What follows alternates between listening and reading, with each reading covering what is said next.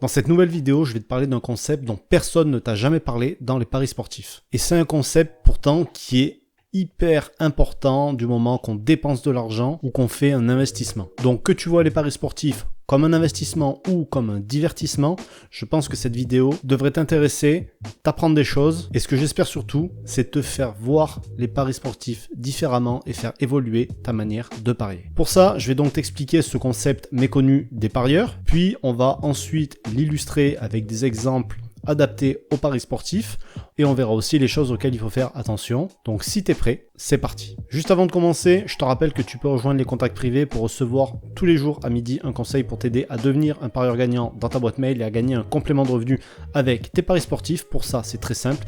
Tu cliques sur le petit i qui s'affiche en haut de ton écran, là je sais plus de quel côté, ou juste au-dessus des commentaires et tu vas commencer à recevoir tout ça directement. Alors ce concept méconnu des parieurs, qu'est-ce que c'est ? Dans les paris sportifs, comme dans n'importe quel investissement, on est amené à faire des choix. Et les choix qu'on fait ou les choix qu'on ne fait pas vont avoir une influence directe sur les bénéfices qu'on peut faire. Et parfois, ça peut entraîner un manque à gagner plus ou moins important. Donc le concept dont je voudrais te parler aujourd'hui traite de tout ça et ça s'appelle le coût d'opportunité. Alors il y a d'autres noms qui sont utilisés, mais nous on va l'appeler comme ça aujourd'hui. Et en clair, ce concept, de quoi il parle ? En fait, il représente la perte qui est automatiquement créée quand on va faire un choix défavorable au profit d'un autre qui aurait été ou qui aurait pu être plus rentable. Donc, prenons un exemple dans la vie courante. Si tu as 1000 € sur un livret A laissé à la banque à 3%, cet argent, tu peux soit décider de le laisser là, soit décider de l'investir en bourse, par exemple, à 8%, qui a un rendement moyen correct pour de la bourse. Mais peut-être que tu vas choisir de les laisser à la banque à 3%, parce que tu te dis c'est déjà ça,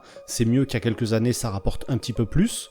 Et surtout parce que tu connais pas la bourse, t'es pas formé, tu n'y connais rien, t'as peur de perdre de l'argent, donc tu sais pas trop quoi faire. Donc là, tu as deux choix qui se présentent à toi, soit tu laisses, soit tu investis en bourse. Donc si tu laisses ton argent sur le livret A, 1000 € à 3% à la fin de l'année, tu vas gagner 30 € de bénéfices, alors que si tu les plaçais en bourse à 8% à la fin de l'année, ça va faire 80 € de bénéfices.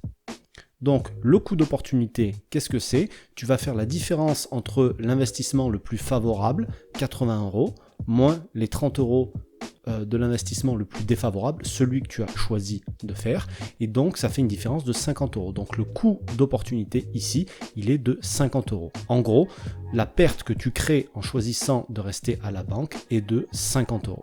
Et donc en réalité, comment comprendre ça ? C'est que l'argent que tu as décidé de laisser à la banque ne te rapporte pas 30 € en réalité. Tu as choisi cet investissement-là plutôt qu'un autre qui peut être rentable. En réalité, laisser ton argent à la banque t'en fait perdre 50 et c'est ça le coût d'opportunité. Alors du coup, comment ça se manifeste dans les paris sportifs, le coût d'opportunité ? Donc l'exemple le plus simple et le premier que je vais donner, ça va être à chaque fois que tu choisis de ne pas jouer la meilleure cote, inconsciemment ou pas. Imaginons que tu veuilles miser 100 € sur une cote à 1,70 pour le plus de 2,5 buts dans n'importe quel match chez Parions Sport par exemple. Si tu as le même pari chez Pinacle par exemple qui est à 1,90, dans un cas si le pari est gagnant, tu vas faire 70 € de bénéfice, dans l'autre tu vas faire 90. Si tu choisis de le faire chez Parions Sport parce que c'est pratique, etc., c'est ton choix. Mais ton coût d'opportunité ici va être de 20 €. 90 moins 70, ça fait 20 €. Et donc, si ton pari est perdant, le risque que tu as pris, c'est le même. Tu perdras quand même 100 €. Par contre, le fait d'avoir choisi de parier sur le site qui t'offre la plus mauvaise cote, tu perds 20 € systématiquement à chaque fois que le pari va être gagnant. Et tu vas pas en gagner 70. Tu comprends ? Et d'ailleurs, si tu veux parier sur les meilleures cotes, si tu veux avoir accès à la liste des meilleurs sites de bookmaker au monde, je te mets un petit lien sur le i où tu l'auras aussi dans les commentaires. Donc ça, c'était pour le premier exemple. Je pense que c'est assez simple, c'est assez clair. Exemple suivant. Imaginons que tu veuilles miser 100 € sur une cote à 1,20, un gros favori, au lieu de répartir ces 100 € en plusieurs paris sur une cote plus élevée avec un petit peu plus de risque. Et bien si tu mises tes 100 € sur la cote à 1,20, tu peux faire 20 € de bénéfice, alors que si ces 100 €, tu les répartis en 5 paris de 20 € sur une cote à 2 par exemple, tu pourrais faire 100 € de bénéfice si tous les paris étaient gagnants.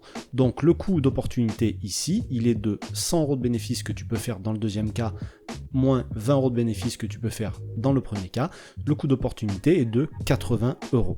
Donc en gros, en choisissant de parier en une seule fois sur le favori, en faisant une grosse mise au lieu de te diversifier, tu perds 80 €. Ici, c'est ton coût d'opportunité. Tu ne vas pas, en fait, tu ne les perds pas, tu ne vas pas gagner 80 € que tu pourrais gagner.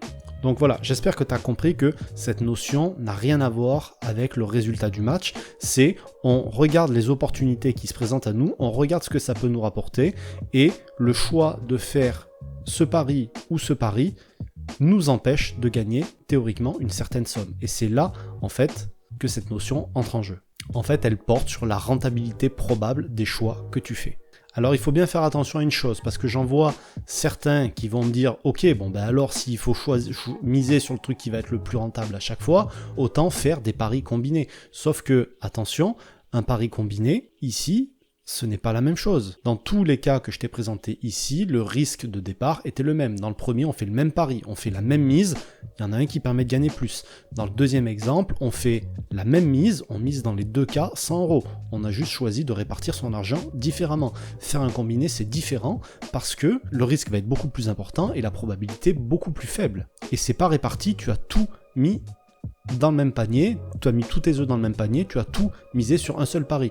Donc à la limite, si tu fais des combinés, ce qu'il faut faire, c'est regarder ce coût d'opportunité en essayant de jouer ton pari combiné avec la meilleure cote possible, comme on l'a vu précédemment, et idéalement de ne pas faire qu'un seul pari combiné, essayer d'en faire peut-être plusieurs avec une mise réduite pour multiplier tes chances de gagner et ne pas mettre tous tes espoirs sur un seul et même pari. Donc pour conclure cette vidéo, je voudrais préciser que cette notion de coût d'opportunité, en fait, elle va bien plus loin que les investissements ou les paris sportifs comme j'ai essayé de te le présenter ici. Elle est beaucoup plus complexe que ça et elle peut être appliquée à des tas de domaines de ta vie, et je t'invite même à aller te renseigner toi-même là-dessus parce qu'il y a des trucs qui sont assez incroyables, notamment rien que sur la page Wikipédia, tu as plein d'exemples qui sont super intéressants et ça pourrait te faire voir certains aspects de ta vie, de ton quotidien, de tes loisirs, de tes passions, etc. d'une manière complètement différente. Et pour en revenir aux paris sportifs, c'est sûr que ça va pas forcément changer ta manière de parier, ça va pas forcément te faire plus de bénéfices, mais j'espère qu'elle te fera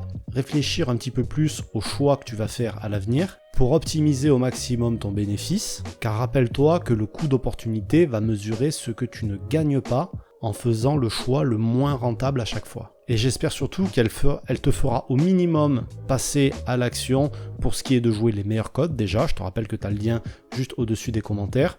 Et aussi pour te former, parce qu'on n'en a pas parlé, mais il y a forcément un coût d'opportunité pour ceux qui se forment et ceux qui ne se forment pas. Celui qui fait le choix de ne pas se former, forcément, il va être désavantagé par rapport à celui qui va faire le choix de se former. Et donc ça, c'était difficile à quantifier en termes d'argent, mais voilà, garde-le quand même dans un coin de ta tête qu'il y a forcément un coût d'opportunité aussi de ce point de vue-là. Donc ce que j'aimerais maintenant, c'est que tu me dises dans les commentaires ce que tu penses de ce coût d'opportunité, ta vision par rapport à cette notion.